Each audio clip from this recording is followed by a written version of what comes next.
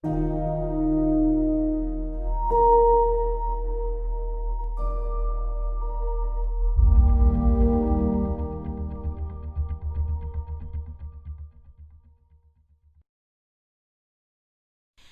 vezes você já ouviu em propagandas, vídeos na internet ou até mesmo em palestras que a estética afro dos cabelos é mais do que simplesmente uma estética?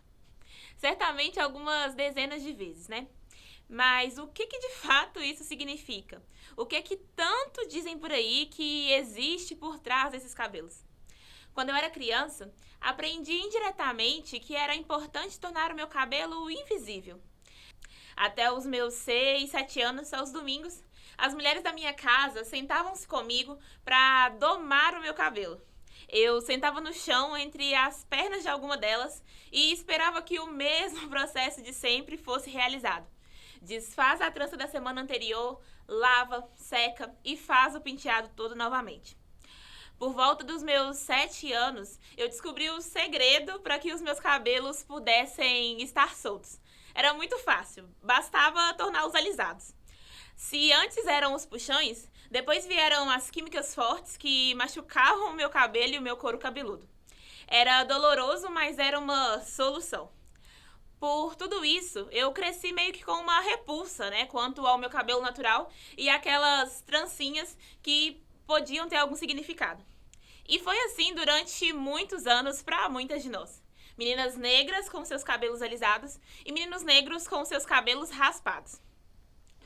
Em um país em que mais de 55% da população é negra, sei que essa história não é só minha e que eu partilho isso com muita gente. Muitos de vocês sabem bem o que são esses puxões e alisamentos tão agressivos. Nossos cabelos crespos, historicamente, foram enxergados, né, como sujos, sinônimos de desleixo, feios, e por conta disso, essas eram as únicas saídas que nós tínhamos até então. Acontece que hoje eu não estou aqui para reforçar uma narrativa de dor. A nossa história, a história da população afro-brasileira, não começa a partir da escravidão, bem como a história dos nossos cabelos e penteados não começam nos puxões e alisamentos que eu acabei de contar. Esses são, na verdade, períodos pequenos diante de quem somos. Como já diria Jurema Werneck, uma das maiores intelectuais negras brasileiras, nossos passos vêm de longe. E, por isso, a história desses cabelos que vim contar para vocês começa em uma África pré-colonial. Bem antes dessa história convencionalmente contada, antes mesmo das invasões europeias em África, centenas de povos viviam espalhados pelo continente, cada um com seus costumes e as suas particularidades. Ao longo dos séculos, para esses povos, o trato com os cabelos e as várias formas de trançá-los e entrelaçá-los eram parte fundamental dos ritos e dos significados pertencentes à sociedade em que viviam. Em diversas tradições africanas, a cabeça, por ser a parte mais elevada do corpo, sempre foi sagrada, representando um ponto de conexão com seus guias espirituais. Diferentes penteados, com desenhos e formas variadas, poderiam significar coisas distintas, como o status social, a passagem para a vida adulta, fertilidade ou algum rito ligado à espiritualidade também. Poderia indicar o seu poder econômico, a sua função política, o seu estado civil e muito mais. E, nesse sentido, a forma como se moldavam os cabelos remetia a uma identificação da posição que aquela pessoa ocupava no mundo, dentro e fora da sua comunidade. Por isso, inclusive, em muitos casos, o fato de uma pessoa não andar com os cabelos trançados, por exemplo, era sinônimo de falta de apreço, de zelo e simbolizava provavelmente que aquela pessoa estava ou de luto ou tinha passado por alguma perda. O ofício de trançar cabelos era um trabalho confiado a mulheres mais velhas, a membros da família ou a alguns amigos íntimos. Era preciso uma certa proximidade, né, entre essas pessoas e relações profundas eram criadas e fortalecidas durante o ato de trançar. Era um processo que estreitava os laços entre idosos e crianças, que unia mulheres de diferentes gerações também. E, a partir disso, transmitia-se adiante esses saberes tão tradicionais. Um dos exemplos de como esses cabelos estão atrelados à fase da vida e ao status é o povo Himba, localizado predominantemente no que hoje é o norte da Namíbia. Nesta comunidade, desde o nascimento, os penteados identificavam visualmente o lugar social de cada pessoa, especialmente para mulheres. Por exemplo, uma jovem pertencente a esse grupo e que ainda está na infância tem como penteado 2 tranças na frente da cabeça até atingir a puberdade. Já na puberdade, as garotas passam a usar tranças que cobrem o seu rosto, deixando os homens saberem que ela não está pronta para casar. Já após a puberdade, quando uma jovem já está pronta para casar, essas mesmas mechas serão trançadas para a parte de trás da cabeça, permitindo que potenciais pretendentes vejam seu rosto. Por fim, o cabelo dessa mulher muda mais uma vez e depois que ela já está casada há 1 ano ou teve o seu primeiro filho, ela começa a usar um adereço conhecido como o erembe para identificá-la como uma mulher casada. Presente nos dias de hoje, o povo Himba é um exemplo de como algumas tradições africanas ainda se mantêm vivas e fazem parte dessa história milenar que eu acabei de contar. E com isso, não fica difícil entender quando eu digo que esses penteados representam. A essa altura, já conseguimos começar a entender que não estamos falando de qualquer história. Estamos falando de uma história que, inclusive, estrategicamente nunca nos foi contada.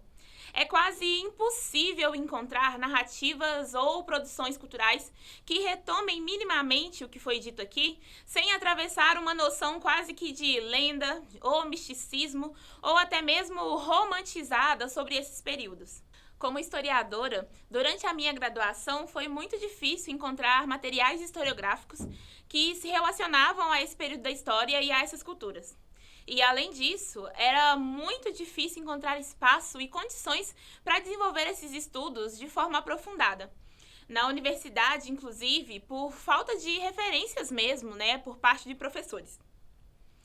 Portanto, o debate e a pesquisa sobre as tradições estéticas africanas é ainda muito desafiador, devido a esse difícil acesso a uma historiografia referente a esse conhecimento. E existe ainda um ponto muito importante sobre tudo isso.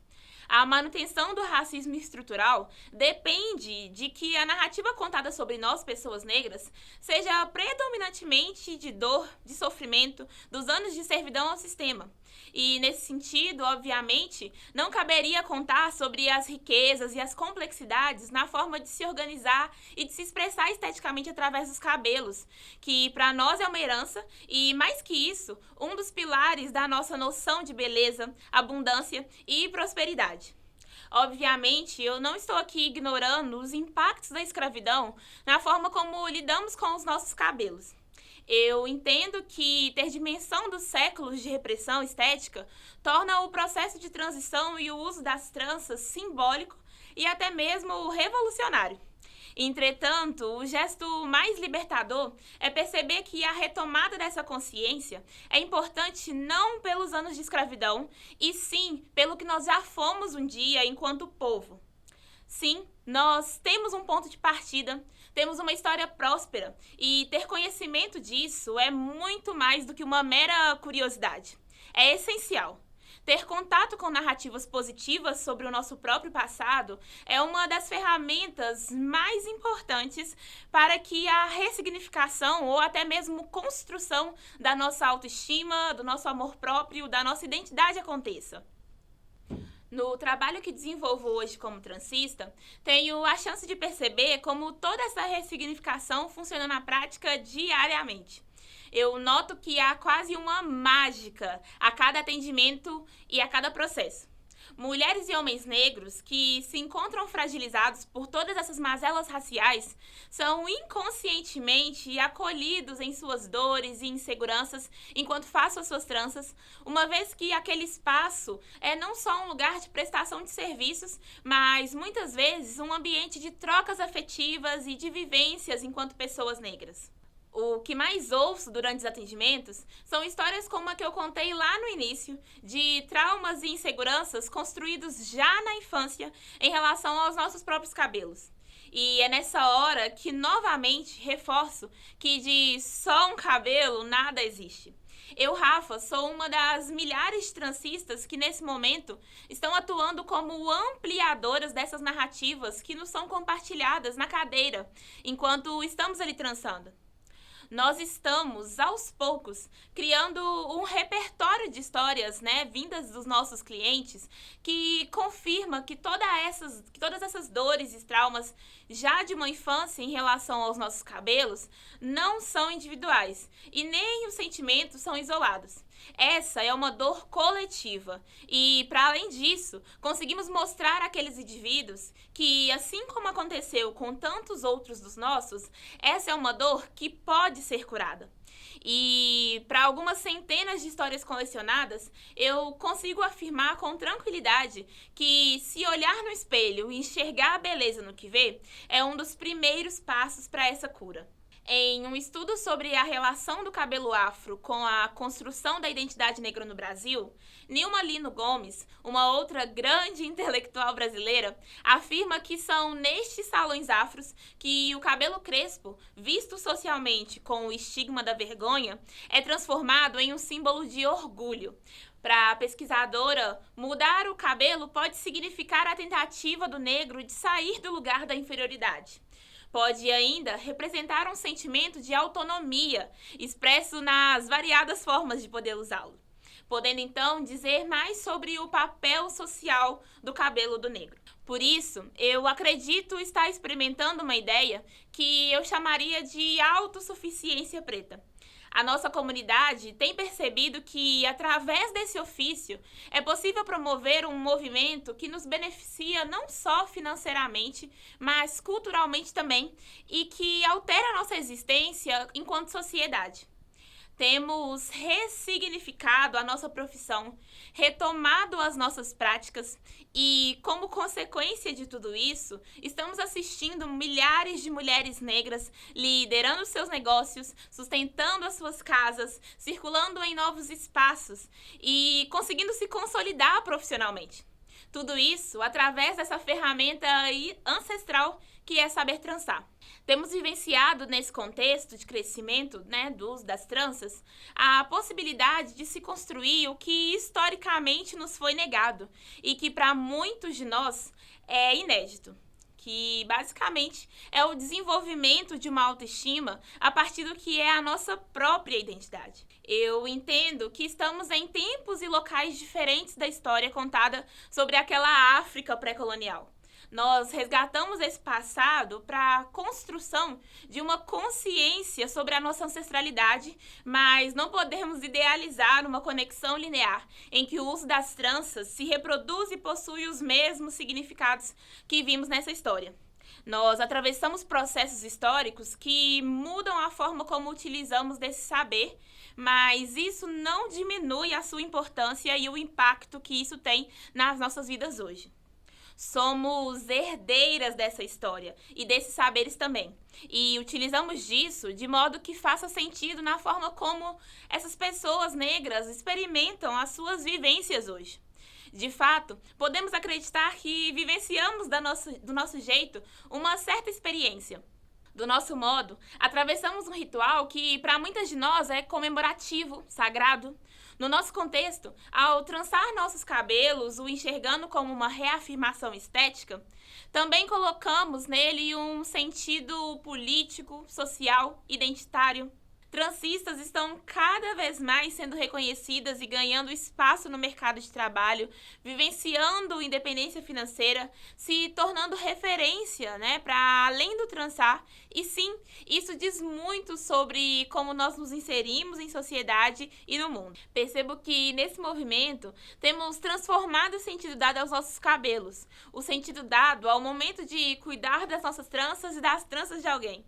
Sentido esse, no ato de trançar, que tem permitido que façamos um entrelace entre o nosso passado e as experiências de impacto que esse procedimento tem oferecido hoje aos nossos.